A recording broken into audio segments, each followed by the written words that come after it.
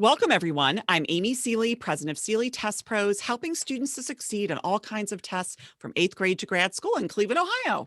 And I'm Mike Bergen, president of Chariot Learning, helping students with test, school, and life based out of Rochester, New York. Between the two of us today, we have over 50 years of experience at the highest levels of the test preparation and supplemental education industries. We both love to talk and learn about the latest issues in education, testing, and college admissions. So let's get down to tests and the rest. The fascinating topic we want to explore today is why schools should find ways to host admissions tests. But first, let's meet our special guest, Frances Kweller. Frances Kweller is the daughter of Russian immigrants. She graduated from New York University Steinhardt School of Education and Hofstra University School of Law. Frances founded Kweller Prep to assist students in achieving at the next level of their academic career, specializing in competitive middle, high school, college, and graduate school entrance exam preparation. Kweller Prep is a proud supporter of many diversity initiatives and outreach programs throughout New York City. Welcome. Thank you. Thank you so much for having me. Frances, we're really looking forward to speaking with you about this topic. But before we do, please tell us a little bit about your path, how you got into education and what Kweller Prep does. So my mother worked in the New York City public school system for over 25 years and is now retired with my children. She's a full-time grandmother. And I myself went through the New York City public schools. I felt that there were quite a lot of gaps throughout the years. And I went on to New York University, Steinhardt School of Education. After that, I was not done with my education. I decided to pursue law school. I graduated from Hofstra University. I passed the bar in my first try. I really wanted to give back, and I wanted to build and develop a learning center to just help students, for the most part, students of immigrants, to help them navigate the path, which is really where I was. Kweller Prep expanded leaps and bounds over the years. So we originally were just a local, small, tiny tutoring business, helping kids get to the next stage, explaining to families. We had a lot of multilingual instructors. So our launch, it just became so large over the years. We have a line of books that are sold on Amazon. We have 2 locations. One is in the city, one is in Manhattan, and in Queens. And we just have an extremely large following. We have tens and thousands of families who we've worked with over the years. We help kids get to the next level, middle school, high school, college. It's really an academic success pipeline. We have a really diverse student body. I'm very proud of that. We participate in a ton of great outreach programs, which I've personally co-sponsored as well. So it's really been an incredible journey. Fantastic. And, one of those programs that you're doing, really was more of a rally. And I heard, or I saw you speak at a rally to support the SHSAT exam. And you were really impassioned about trying to get a point across. Can you tell us what your message was? It's really important to incentivize kids, and especially as they're growing, as they're maturing. It starts really young. I have a 4- and 5-year-old at home. So you need to incentivize kids. And a lot of that happens through testing, through quizzes, through exams, through exam administration. And what's happening right now, I can speak quite a lot for New York City. There's quite a lot of politicizing of testing. And there's a lot of talk about just removing exams, period, from school system. It's extremely unnerving because it's going to disincentivize students from achieving and from working. When I spoke at the rally, one of the top things that I made sure to voice in the rain and in the cold was how important it is to give kids a reason to learn and a reason to excel. And that happens through testing and through quizzing and through administration of exams to measure progress. Now, the SHSAT exam is not an assessment. It's not the kind of test that's administered by a teacher in class. What is the purpose of the SHSAT in New York? So New York City has a series of, they're called specialized high schools. These schools have, oh my goodness, I can just go on and on. Bronx Science has a dozen Nobel Prize winners, Intel scholars, Siemens, Regeneron. I mean, these schools just provide you just won't believe. I mean, Stuyvesant has an entire floor just dedicated to physics, to science, to labs. These schools offer outstanding opportunity for students looking to go to a high school that offers specialized, mostly science and math instruction. And I do want to add, it's not just science and math. They just have everything. They these have everything. schools, Yeah. these schools are just the jewels. I wish, but I don't have that kind of control today. But, these are really just the model schools. And you would think there should be more of them, but the mayor and chancellor of New York City want there to be none of them.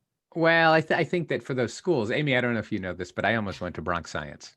Okay. I was choosing between Bronx Science and Regis, and I made one choice. But they're fantastic schools, and they've always been the crown jewels of the system. And there's a lot of competition to get into them, and there are, they're like the Ivy League equivalent, where That's what you they sound have like. Yes, 30 times more applicants than available seats. that's correct. And that's where the SHSAT comes in, right? Yeah, so one would think it makes more sense to open more schools and to have more schools such as this, but that's not the way the mayor and chancellors think. So instead, they just want to eliminate the schools, and by eliminating the exams, they're going to eliminate the schools. So wait, is the New York City Board of Education trying to eliminate Bronx Science and Stuyvesant and by those schools? changing the way students enter into these schools, it will essentially eliminate the schools. So now because they want to get rid of the SHSAT as a consequence of COVID, or in general? So the mayor of New York City is, it's been on his agenda for quite a few years. He's tried to repeal the Hecht-Calandra Act, which is a state law. The city mayor has made quite a lot of effort to repeal state law. And now, he's taking it to a whole new level. So they're even going as far as federal court, which was in the news this morning. So there's quite a lot of effort. The movement it's a movement to unscreen schools. So students will no longer even have an opportunity to attend schools. It's not just specialized high schools, actually. It's also going to affect the way the screening process works. There are schools in New York City, such as Beacon, which is where the mayor's own daughter went, coincidentally. And it's not just Brooklyn Tech, which is where the mayor's own son went, coincidentally. It's also going to affect schools such as Bard High School, Early College. It's going to affect schools such as Townsend Harris High School, which they're jewels. These are jewels. And you would think there would be more of these schools. But as things are going right now, they're on the really verge of being eradicated. I mean, the entire admissions process will change, which will by default disincentivize students to even try to excel. The students who will come into these schools without taking an SHSAT, without taking entrance exams, it's going to completely just change the dynamic of the school. So this kind of dismantling of the schools, are you saying that this was happening prior to COVID, or is Absolutely COVID just push, or is COVID being sort of utilized to push the agenda of eliminating the school? I really want to say I'm so happy that I'm the source of news for this. So Chancellor Carranza said, and a lot of people are probably applauding that I'm on this podcast. So Chancellor Carranza, when COVID first broke out, he actually was quoted in quite a number of papers saying, quote, "Never waste a good crisis." And this was his opportunity to unscreen schools. Carranza was appointed by the mayor of New York City, who, ironically and hypocritically enough, he sent his own children to screen in specialized high schools. He doesn't want anyone to have that opportunity moving forward, now that I guess both of his kids are done. So where we stand right now, as I'm speaking to you, COVID is a crisis that has created this amazing opportunity for the mayor and, his buddy, the Chancellor Carranza, who's looking better and better these days on camera. So they're using COVID. I want to be extremely clear. The mayor, for years prior to COVID, prior to any knowledge of COVID, he's tried to eliminate the admissions process into screened high schools, into specialized high schools. So this is now going on. I hope it's okay for me to keep speaking. I just want to be very clear. Today, the day of our podcast, there is absolutely no way to apply, no way at all. The links don't work.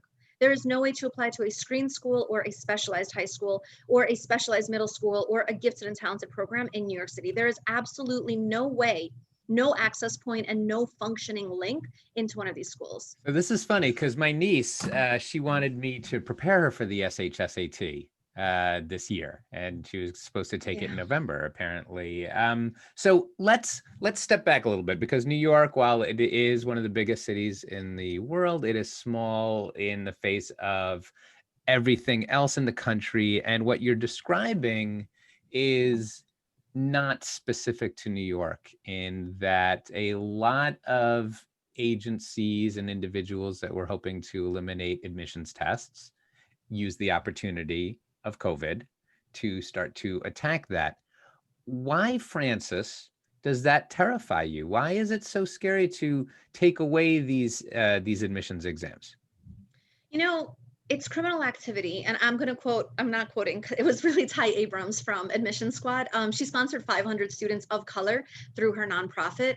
And she's the one who used the term criminal. So I do want to share, that's not my term, it's hers. So shout out for a moment. There's a pipeline, Mike, and it starts with education. And it goes from education to confidence building, to decisions that someone makes in their personal relationships, to decisions they make in their professional degrees and higher education. So there's a clear pipeline to success, starting with education. Now, it's really remarkable because I follow and I research. I like to research everything. I follow who's making these laws. It is remarkable to me that those who are Harvard educated, they don't want anyone to have a chance for Harvard. And those who went to Columbia and NYU, they don't want anyone to have a chance. So keep in mind that there's a pipeline. The pipeline starts with education. So there might be some kids who are relieved right now. They don't have to sit for an entrance exam.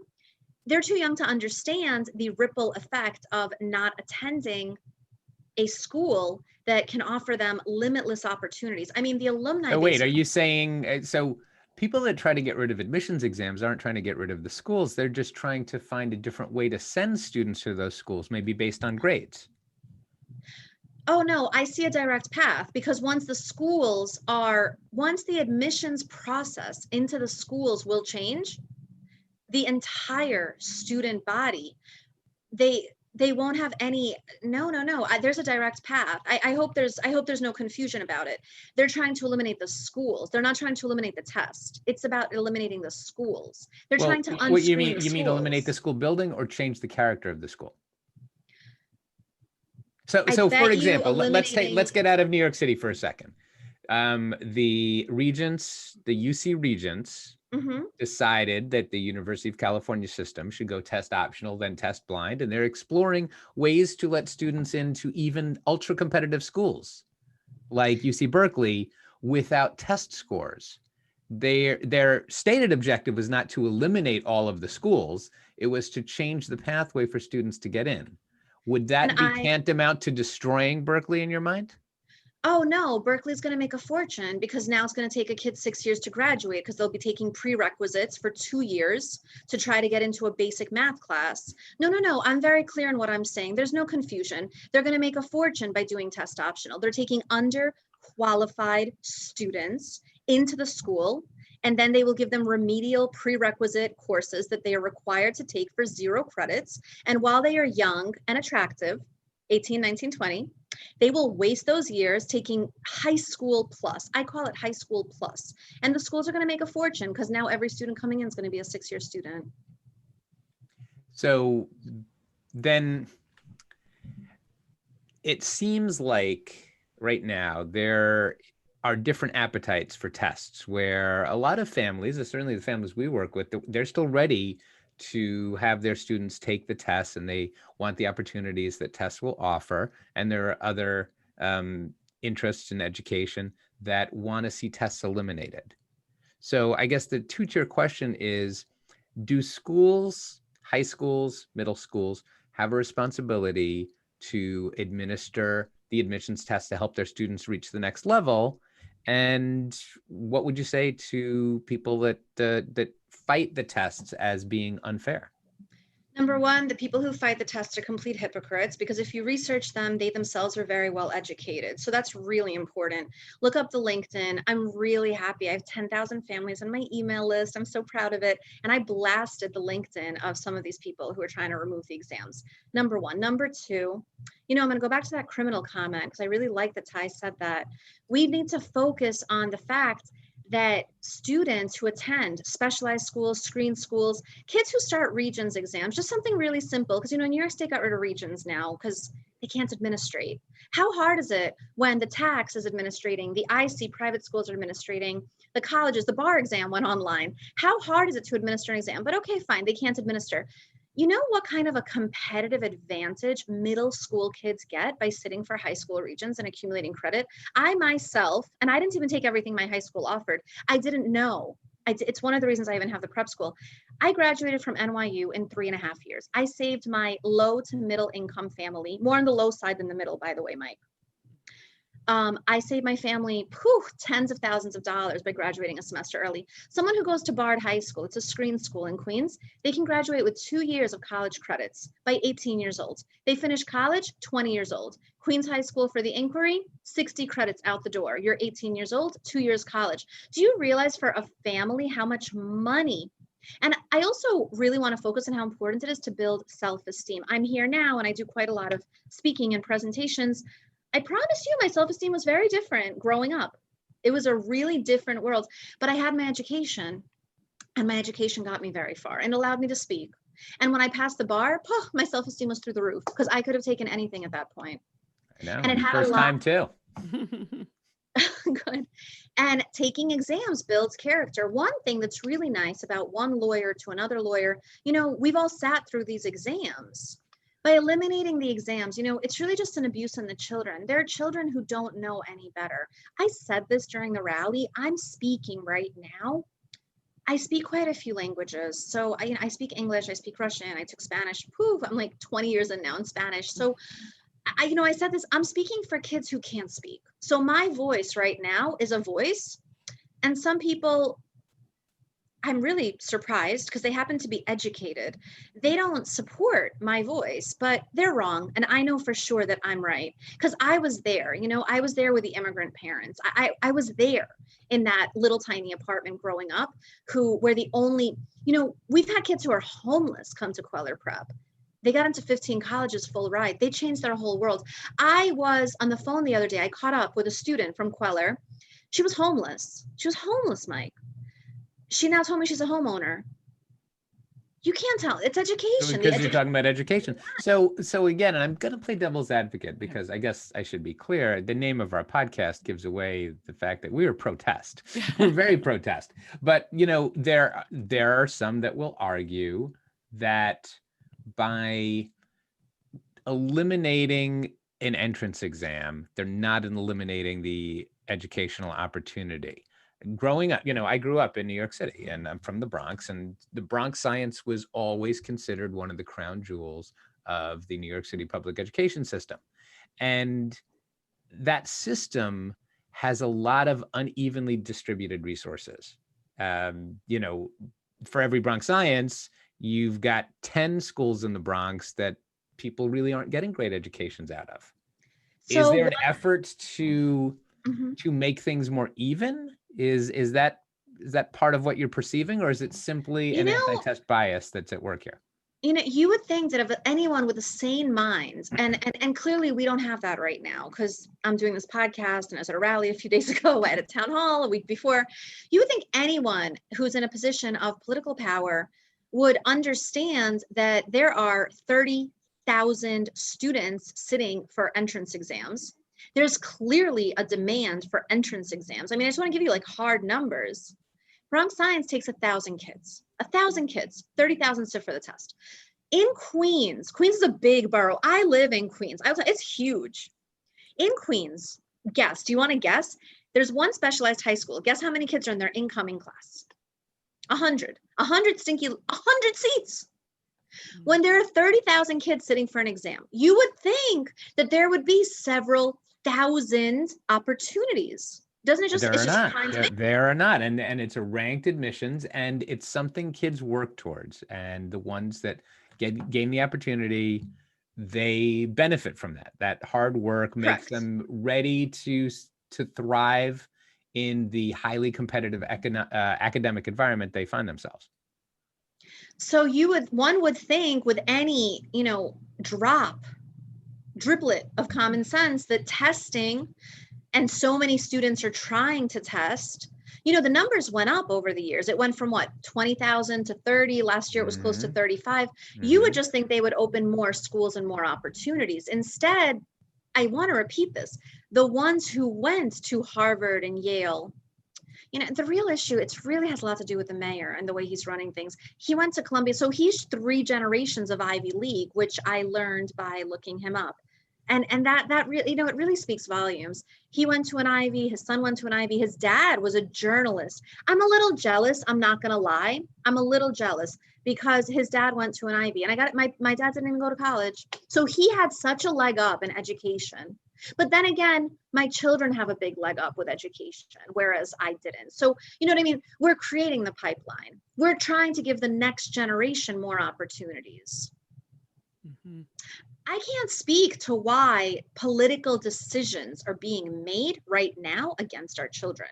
I can't speak to why they're not 10 Bronx Science high schools. I am unable to give you an answer right now because in my mind, it's just straight lunacy that there are not more incredible schools and there will be less.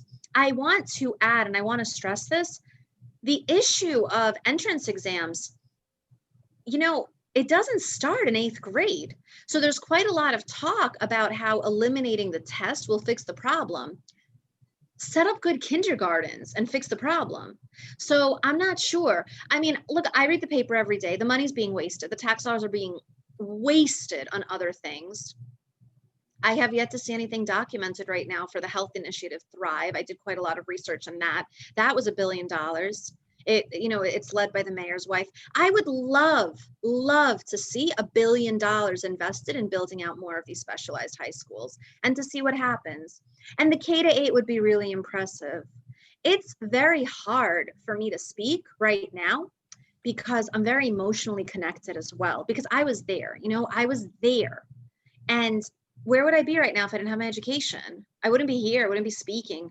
I wouldn't even put sentences together. Where would I be? But again, Frances, and I feel the same way about the opportunities that were afforded me because I was able to pass certain tests and gain certain opportunities, but education's there. Education's there. What would you say to the people who say that you don't need to pass a really competitive, highly stressful, standardized exam to access an education? The bar exam is a highly stressful competitive exam, and you're not going to go to a lawyer who's never sat for the bar. You can go to someone for tips. You can go to Google. The MCAT, the LSAT, these exams are preparing 8th graders, 7th graders, 5th graders for life. Life is about testing. And there's a clear correlation between students who go and take extremely high exams and prepare for these exams to graduate and professional schools. On my Facebook, I had a memory pop up from 2014. Every single student in that class is now in medical school, law school, graduate school, business school. They didn't stop. They went to Kweller for SAT prep. Look at where they are now. And they're going to be self-sufficient and they're going to contribute. Perfect. You know what? That is a great point to end on. I know we could talk about this all day, but unfortunately we are out of time. Thank you so much, Frances, for joining us. Thank you for having me, and I look forward to seeing this release. Thank you. Thank you to all the families who are supporting our really tough mission of trying to keep amazing schools intact in New York City. Thank you. If listeners would like to get in touch with you, what's the best way for them to do that? We have the website. Our email is info@kwellerprep.com, KWELLERPREP. And the website is kwellerprep.com, and they're welcome. It's pretty transparent. It's easy to connect. Awesome. We hope you enjoyed this discussion as much as we did. Be sure to join us for another fascinating topic and guest on the next Tests and the Rest.